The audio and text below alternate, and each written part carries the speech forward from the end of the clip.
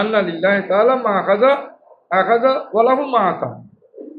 এই প্রেরিত দূত, আমার মেয়ে যে পাঠিয়েছে তোমাকে, তুমি আবার আমার মেয়ের কাছে যাও, গিয়ে বলে দাও ইন্না লিল্লাহি মা আখাযা, যা নিয়ে যান এটা আল্লাহর ইচ্ছে, ওয়া লাহু মা আতা, আর যা দান করেন এটা আল্লাহর ইচ্ছে, এগুলো সব আল্লাহর। ফাকুল্লু শাইইন ইনদাহু বিআজালিন মুসাম্মা। সবচেয়ে বড় কথা হলো প্রত্যেকের একটি নির্দিষ্ট সময় আছে তখন সে ইন্তেকাল করবে। এই জন্য কোরআন মধ্যে এসেছে ইদা যা আজালুহু লা ইস্তাখিরুনা সাআতাও ওয়া লা ইস্তাকদিমুন। আজল মানে নির্ধারিত সময়, কারণ মৃত্যুর সময় নির্ধারিত সময় আসলে এখানে 1 মিনিট দেরিও হবে না, 1 মিনিট আগেও হবে না। সুতরাং এটার টাইম হলে উনি চলে যাবে। কামুর খাস বলে তাকদির বলে তাহাতাসি, তুমি তাকে নির্দেশ দাও যাতে করে, নির্দেশ দিবে যে যাতে করে সে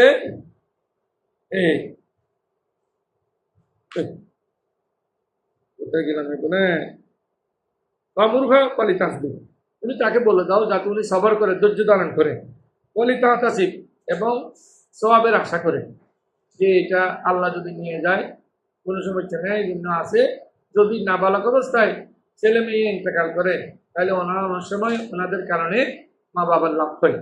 সুতরাং উনি ধৈর্য ধারণ করবে এবং সওয়াবের আশা করবে। ফাহাদাতি রাসূলুল্লাহ সাল্লাল্লাহু আলাইহি ওয়াসাল্লাম আন্নাহা আকসামাত লা তাতিয়ান্নাহা। এবার আবার মেয়েটা রাসূল করিম সাল্লাল্লাহু আলাইহি ওয়াসাল্লামকে নিয়ে যাওয়ার জন্য তিনি এক পর্যায়ে কসম দিয়েছেন যে আমার আব্বুকে আসতে বলেন দ্রুত। তখন নবী সাল্লাল্লাহু আলাইহি ওয়াসাল্লাম, তখন নবী করিম সাল্লাল্লাহু আলাইহি ওয়াসাল্লাম দণ্ডায়মান হলেন যাওয়ার জন্য। তখন মা ও সাদ ইবনে উবাদা ও মুআয ইবনে জামাল, সাথে রসুল যখন যাচ্ছেন রসুলের সাথে 2 জন সাহাবী দাঁড়িয়ে গেলেন যে আমার নাতির মৃত্যুসজ্জায় আছে, যে সেখানে যাওয়ার জন্য রসুল যখন এগ্রি হলেন তখন সাথে 2 জন সাহাবীও যাওয়ার জন্য এগ্রি হয়ে গেলেন। অদুবিয়াত সাবিয়ু ইলাইহি ওয়া নাফসাহু, হঠাৎ করে মৃত্যুসজ্জায় সজ্জিত যে উপক্রম হয়েছে, উনি রসুল করিম সাল্লাল্লাহু আলাইহি সাল্লামের কে দেওয়া হলো, রসুল করিমের কোল মোবারকে দেওয়া হলো। মৃত্যুসজ্জায় সজ্জিত ওই ছেলেটাকে রসুলের কোল মোবারকে দেওয়া হলো। অনাফসু তাকা কা কান্না ফিসানি, যে উনার রসুল করিমের দরবারে দিয়েছেন, উনি একেবারে তখন লাজুক হয়ে গেছে, মানে এইমাত্র এই কিছুক্ষণ পরে তিনি দুনিয়া থেকে চলে যাবেন এমন উপক্রম হয়ে গেছে। বাবাদা তাই না দয়ার সাগর নবী, তখন নবীজির চোখের পানি এসে গেল যে মৃত্যুসজ্জায় দেখে নাতিকে রসুল করিমের এই চোখের পানি জলমল করছে। তখন হলো সাহাদুন ইয়া রাসূলুল্লাহ, তখন হযরত সাদ রাদিয়াল্লাহু তাআলা বলতেন ইয়া রাসূলুল্লাহ, আপনার চোখে পানি কেন, আপনার চোখে এই পানি পড়ার উপক্রম কেন হয়েছে? বলা হাজি রহমাতুল জালা জালা আল্লাহু ফি কুলুবি ইবাদিহি, এটা হলো আল্লাহর রহমত যেটা মানুষের অন্তরে আল্লাহ ঢেলে দিয়েছেন। ওয়াইন্নামা ইয়ারহামুল্লাহু মিন ইবাদিহির রহমান, আল্লাহ রাব্বুল আলামিন বান্দার অন্তরে রহমত ঢেলে দেন। আমি অনেক সময় আমরা গ্রামে কোনোখানে যাওয়ার সময় আমি একবার দেখছি এক আত্মীয়ের বাড়ি যাওয়ার সময় মেয়েরা কান্নাকাটি করছে এক বাড়িতে, আরেক মেয়ে বোরকা পরা, উনি এখানে হেঁটে যাচ্ছে, হেঁটে যাওয়ার সময় ওই মেয়েদেরকে দেখেছি ও কাঁদতেছে, কতক্ষণ করে দেখে আরেক মেয়েও কাঁদতেছে। কি এই ফদের যে মেয়েগুলো, ওগুলো কোনো ঘটনা জানে না, কিছু জানে না, ওই মেয়েরা কাঁদতেছে, ওদের কান্না দেখে সেও কাঁদতেছে। কারণ এটা হলো অন্তর নরম হওয়ার, এই যে আল্লাহ রহমত ঢেলে দিয়েছেন, একজনের ব্যথায় ব্যথিত হওয়া, একজনের দুঃখে দুঃখী হওয়া, এটা হলো হাদিসের কথা। এক মুসলমান পৃথিবীর যে কোনো প্রান্তে দুঃখে দুঃখে করলে, ফিলিস্তিনের মুসলমান দুঃখে করেছে, সব ওয়ার্ল্ডের মুসলমানেরা এখানে অবশ্যই তারা ব্যথিত হওয়া উচিত, এটা হলো নিয়ম। এই নিয়ম পালন না করলে কিন্তু সমস্যা আছে। তখন কলিল্লাহ তাআলা ইন্নী আনা রাজ্জাকু দুল কুওয়াতিল মতিন, এই পরিচয়টি হলো আল্লাহ রাব্বুল আলামিন নিজে বলেছেন আমি রাজ্জাক দুল কুওয়াতিল মতিন, আমি খুব শক্তিশালী। আল্লাহ রাব্বুল আলামিন আল্লাহর শক্তিশালী, আল্লাহ প্রভাবশালী, আল্লাহ পরাক্রমশালী। এগুলো কেন বলতেছেন? এটা চলতেছে কিতাবুল জাহমিয়া।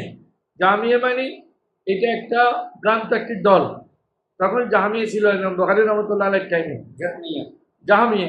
এখন আরো অনেক দল বের হয়েছে, অনেক ফেরকা বের হয়েছে। আল্লাহ রসুলের জন্য বলেছেন আমার উম্মত 73 ফেরকা হবে, তার মধ্যে এক ফেরকা জান্নাতি আর বাকিগুলো জাহান্নামী। যারা জান্নাতি তাদের কথা বলেছেন এরা হলো মান আলাই ওয়া সাহাবি, যে দলে আমি আছি। এই জন্য ব্যাখ্যা করতে গিয়ে মুহাদ্দিসিন ইকরাম, মুফাসসিরিন ইকরাম, ফুকাহা ইকরাম বলছেন তারা হলো আহলুস সুন্নাত ওয়াল জামাআহ।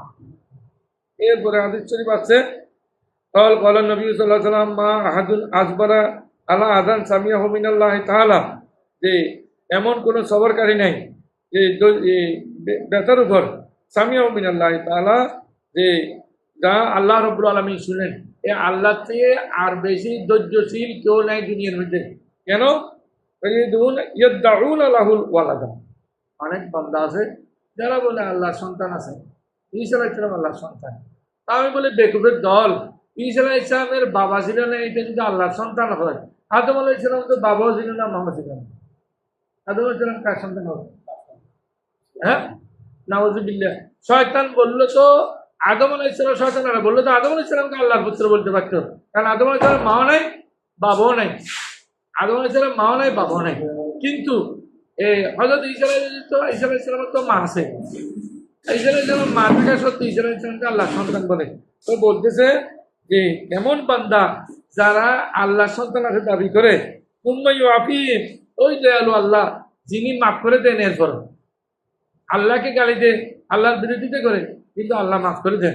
ওইয়ের যুগ আরো আশ্চর্যের ব্যাপার হলো, ওই বান্দাকে আল্লাহ উপবাস রাখে নাই। আল্লাহ ছাড়া তো উপবাসে মারতে পারতো তাকে, আল্লাহ তাকে উপবাসে মারে না। কারণ হাদিস শরীফে পড়ছি আল্লাহ রাব্বুল আলামিনের কাছে 100টি রহমত আছে। 100টি রহমত থেকে আল্লাহ শুধুমাত্র একটি দিয়েছে পুরো ওয়ার্ল্ডের মধ্যে, বান্দাদেরকে প্রাণীদেরকে দিয়েছে একটি ভাগ করে। একটির কারণে ছোট ছেলে যদি, দুগ্ধপুষ্ট ছেলে যদি কান্নাকাটি করে, মা কোনো ওখানে দেখতে পারে না, দৌড়িয়ে এসে দুধ পান করাইতে হয়। হ্যাঁ, কি দয়ালু। ছেলে কোনো গাড়ির নিচে পড়বে কিনা, এই জন্য ছেলেকে হাতে ধরে ধরে গাড়ির রাস্তা দিয়ে আটার সময় ধরে ধরে নিয়ে যায়, এই দয়ার কারণে। তাহলে আরো 99টা 100টা দয়া আল্লাহর কাছে পুরোই আছে। একটা দয়া দিয়ে যদি আমরা এতগুলো করি, কেমন করে আল্লাহ রাব্বুল আলামিন কত দয়ালু আল্লাহ, আল্লাহর দয়ার কোনো হিসাব নেই। এর পরবর্তী পরিচ্ছদ হলো কওলিল্লাহি তাআলা আলিমুল গায়বি ফালা ইউযিরু আলা গায়বি আহাদা। তাহলে এটা তো অনেক সুন্দর ব্যাপার যে রাসূল করিম সাল্লাল্লাহু আলাইহি ওয়াসাল্লামের কাছে অদৃশ্য জ্ঞান ছিল কিনা, এটা নিয়ে অনেক লম্বা কথা। তাহলে ইনশাল্লাহ আরেকটা এই পর্বের মধ্যে ইনশাল্লাহ আমরা আলোচনা করব। এই হাদিস শরীফ, কোরআন শরীফে আছে 5টি জ্ঞান আল্লাহ রাব্বুল আলামিন ছাড়া আর কেউ জানে না। 5টির জ্ঞান নেই। হ্যাঁ, আল্লাহ ছাড়া জানে না, এটা মুহাদ্দিসিন, মুফাসসিরিন, বিজ্ঞ স্কলারেরা বলেছেন। হ্যাঁ, এগুলো হলো আল্লাহর জাতি জ্ঞান, আল্লাহর সত্তাগত জ্ঞান। কিন্তু আল্লাহ রাব্বুল আলামিন এগুলো যাকে জানায় সে কি অবশ্যই জানবেন, জানবেন না? যদি জানায় তাহলে তো জানেন, না জানলে এগুলো হয় কেমনি? কারণ আমি একটু বলে দিই, যখন কথা আছে একটু ক্লাস দ্বিতীয় হলো, এইটা গুরুত্বপূর্ণ ব্যাপার। যেমন এটা হলো আতাই এলমে গাইব, মূল সত্যাগত অদৃশ্য জ্ঞানের মালিক আল্লাহ। কিন্তু আল্লাহ রাসূল করিম সাল্লাল্লাহু আলাইহি ওয়াসাল্লামকে দান করেছেন।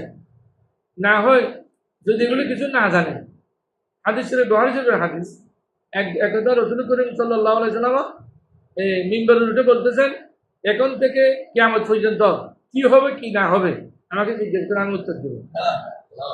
তখন একজন বলতেছেন, ইয়া রাসূলুল্লাহ মা ইসমু আবি। রাসূল করিম সাল্লাল্লাহু আলাইহি ওয়াসাল্লামকে টেস্ট করতেছেন, আমার বাবার নাম কি বলেন?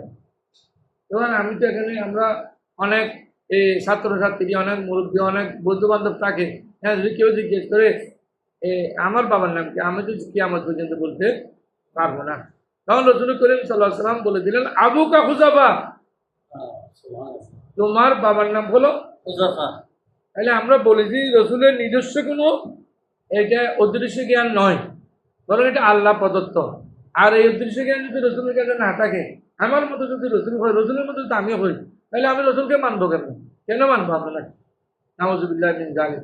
আল্লাহ রাব্বুল আলামিন বলেছেন, এই কোরআন শরীফের আয়াত আছে, আমা ইয়াজারু আলিমুল গায়বি ফালা ইউযিরু আলা গায়বি আহাদান ইল্লা মান ইরতাদা মির রাসূল। এর পরবর্তী আয়াত আছে, আল্লাহ কাউকে জানান না, অদৃশ্য জ্ঞানের সংবাদ কাউকে দেন না, কিন্তু একমাত্র অদৃশ্য জ্ঞানের সংবাদ দেন, এটা কি করলে এই বুখারী শরীফের এখানেও আছে যে অদৃশ্য জ্ঞানের সংবাদ আল্লাহ দেন যে রসুলের উপর রাজি হয় সেই রসুলের মাধ্যমে। তাহলে সেই রসুলের মাধ্যমে অনেক কিছু দিয়ে দেন। একজন বলতে হুজুর আমার গোড়াটা আমি 3 দিন ধরে পাচ্ছি না, 5 দিন, 1 সপ্তাহ ধরে পাচ্ছি না। রসুল করিম সাল্লাল্লাহু আলাইহি ওয়াসাল্লাম বললেন অমুক জায়গায় যাও, তোমার গোড়া পেয়ে যাবে। এইভাবে রসুলের অদৃশ্য জ্ঞান হাদিস শরীফে আরো এসেছে। আল্লাহ রসুলের একজন একটু দীর্ঘ হলো, কি করবো, আল্লাহ রসুলের চাষি একদিন স্বপ্ন দেখেছেন, ইয়া রাসূলুল্লাহ আপনার শরীরের এক টুকরা মাংস মোবারক আমার কোলে পড়েছে। হুজুর আমি এটা দেখে আমি কান্নাকাটি করতেছি। চাষি বলতেছেন কারণ নয় রাইতে খাইরান চাষি আপনি তো খুব সুন্দর স্বপ্ন দেখেছেন। কি সুন্দর স্বপ্ন দেখেছি? তালিদু ফাতেমা তো ওয়ালাদান, আমার ফাতেমার গর্ভে সন্তান আছে, ওই সন্তানটা ছেলে হবে, এই ছেলেটা প্রথমে তোমার কোলে দেওয়া হবে। সুবহানাল্লাহ, এটা হাদিস শরীফ। তো এখন ওই সন্তানটা হুবহু যেভাবে বলতেন রসুল করিম যাবে তিনি এসেছেন, তখন তো আর ইয়া ছিল না, এখন অনেক বিজ্ঞানের যুগ, তখন তো আর বিজ্ঞানের যুগ ছিল না। আমরা এখন তো এই মেশিন লাগালে বলতে পারি 4 মাস পরে 5 মাস পরে, তাও প্রথমে বলতে পারবে না। 4-5 মাস পরে আমরা বলতে পারি যে ছেলে আছে না মেয়ে আছে পেটের মধ্যে, কিন্তু